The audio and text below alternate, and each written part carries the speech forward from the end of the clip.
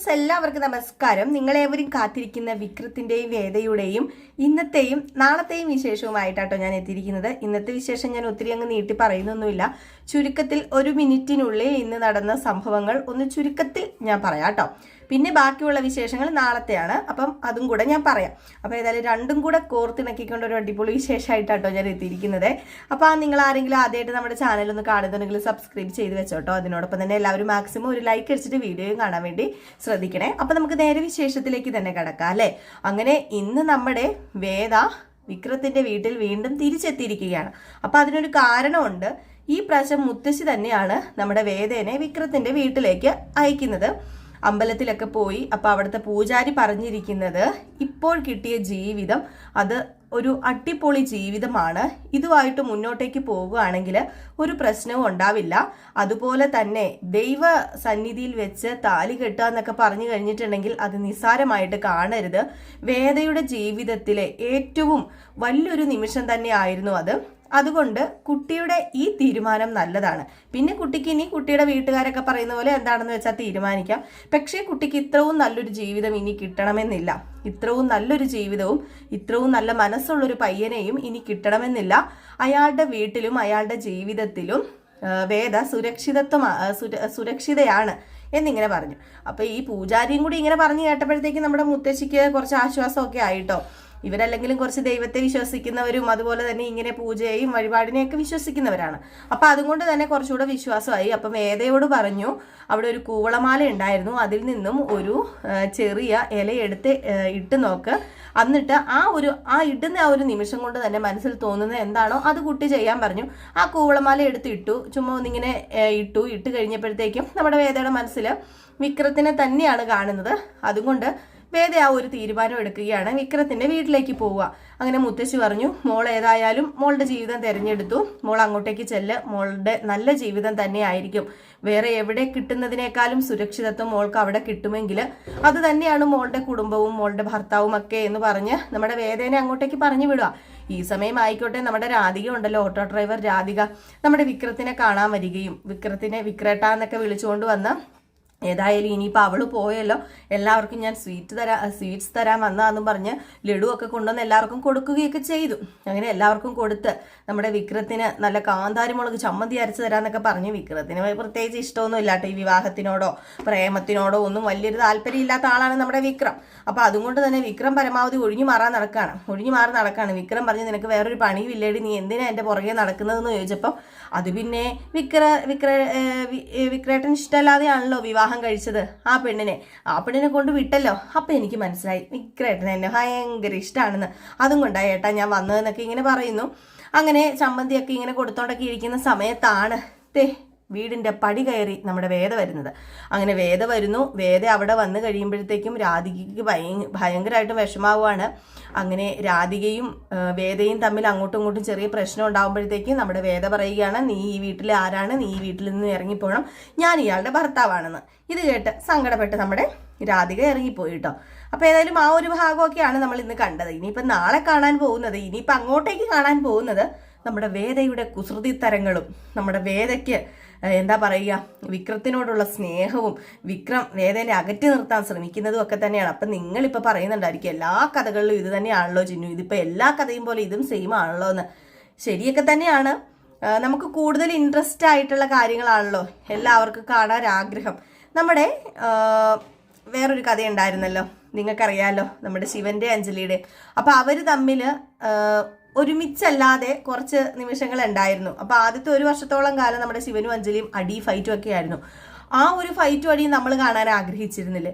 അപ്പൊ അതുപോലെയൊക്കെ തന്നെയാണ് ഇവർ തമ്മിലുള്ള ഫൈറ്റും അടിയൊക്കെ. ഞാൻ പറയാം കേട്ടോ, നമ്മുടെ ഈ വിക്രത്തിന് വേദയോട് ഇപ്പോഴും ഒരു ചെറിയ സ്പാർക്ക് പോലെയൊക്കെ വന്നിട്ടുണ്ട്. ഒരു ചെറിയ എന്തൊക്കെയോ ഒരു തുള്ളി ഒരു സ്നേഹമുണ്ട്. അത് താലി കെട്ടിയതിന്റെ പേരിലാണോ അതോ ഇനിയിപ്പം ദൈവം തോന്നിപ്പിക്കുന്നതാണോ എന്നൊന്നും അറിയില്ല. ഒരു ചെറിയൊരു സ്പാർക്ക് വന്നിട്ടുണ്ട്. നമ്മുടെ വേദയെ കുറച്ചു നേരം ഇങ്ങനെ ഇരുന്ന് ഓർക്കുകയൊക്കെ ചെയ്യുന്ന ഒരു സീൻ ഇന്ന് കാണിക്കുന്നുണ്ട്. അപ്പൊ അതുകൊണ്ട് തന്നെ നമുക്ക് മനസ്സിലാക്കാം, അങ്ങനെ നമ്മുടെ വേദ എന്താ രണ്ടും കൽപ്പിച്ച് അവിടെ കൂടാണ്. പക്ഷേ നമ്മുടെ വേദയുടെ വീട്ടുകാർ അങ്ങനെ വെറുതെ വിടാൻ തീരുമാനിച്ചിട്ടില്ല. അപ്പം വേദയുടെ ആ ഒരു എന്താ പറയുക സ്വഭാവം വെച്ച് തന്നെ നമ്മുടെ വേദയെ പിടിച്ച് തിരിച്ചു കൊണ്ടുവരാം എന്നൊരു തീരുമാനമാണ് ഈ വീട്ടുകാർ, അതായത് നമ്മുടെ വേദയുടെ ആങ്ങളയും അച്ഛനും ഒക്കെ എടുക്കണത്.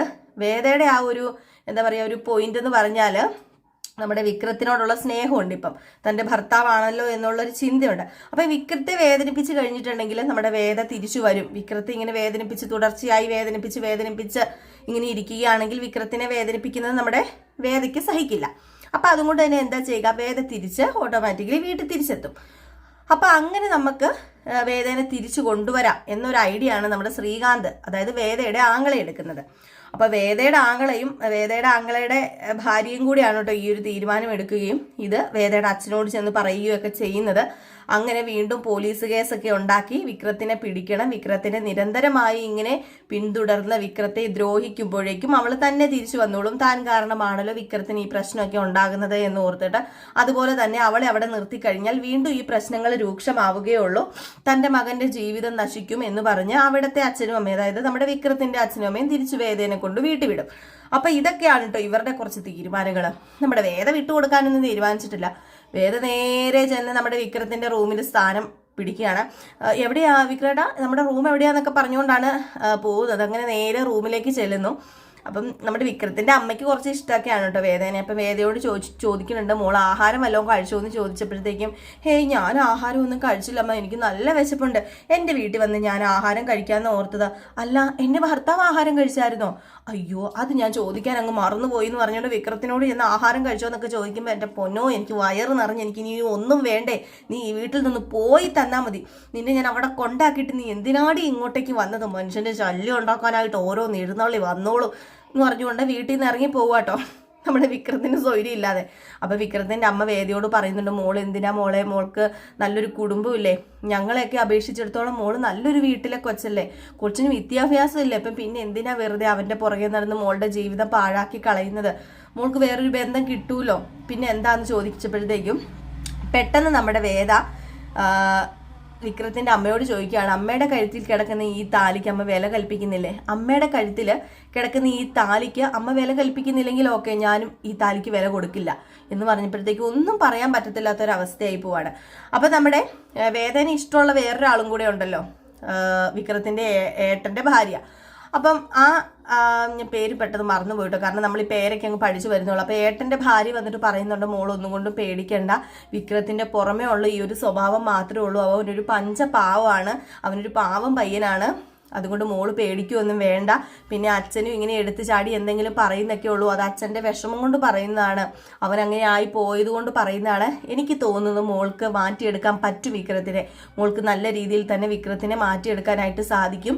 മോൾ അതുകൊണ്ട് ദൈവം തന്ന ഇതാന്നും പറഞ്ഞ് മോൾ ഇവിടെ നിന്നോ, ഞാനുണ്ട് മോളുടെ കൂടെ സപ്പോർട്ടായിട്ട്. പിന്നെ അമ്മയുടെ കാര്യം അറിയാലോ, അമ്മ വെറും ഒരു നിഷ്കളങ്കയായ ഒരു സ്ത്രീയാണ്, അച്ഛനാണ് അമ്മയുടെ ലോകം, മക്കളാണ് അമ്മയുടെ ലോകം, അതുകൊണ്ട് മക്കൾക്ക് വേദനിക്കുന്ന ഒന്നും അമ്മയ്ക്ക് ഇഷ്ടാവില്ല, അതുകൊണ്ട് തന്നെ നീയും ഒരു മകളാണല്ലോ, അപ്പം നീ വേദനിക്കുന്നത് അമ്മയ്ക്ക് ഇഷ്ടാവില്ല, അതുകൊണ്ട് നീ പേടിക്കൊന്നും വേണ്ട, ഇവിടെ നിനക്ക് ഈ ലോകത്തിൽ വേറെ എവിടെ കിട്ടുന്നതിനേക്കാളും സുരക്ഷിതത്വം നിനക്ക് ഇവിടെ കിട്ടുമെന്നൊക്കെ പറഞ്ഞ് കുറച്ച് മനോധൈര്യമൊക്കെ കൊടുക്കുന്നുണ്ട്. നമ്മുടെ വേദ ഏതായാലും നേരെ ചെന്ന് കയറി വിക്രത്തിന്റെ റൂമിലേക്ക് ഇരിക്കുകയാണ് കേട്ടോ. അങ്ങനെ വിക്രം വധുവാണ് കയറി.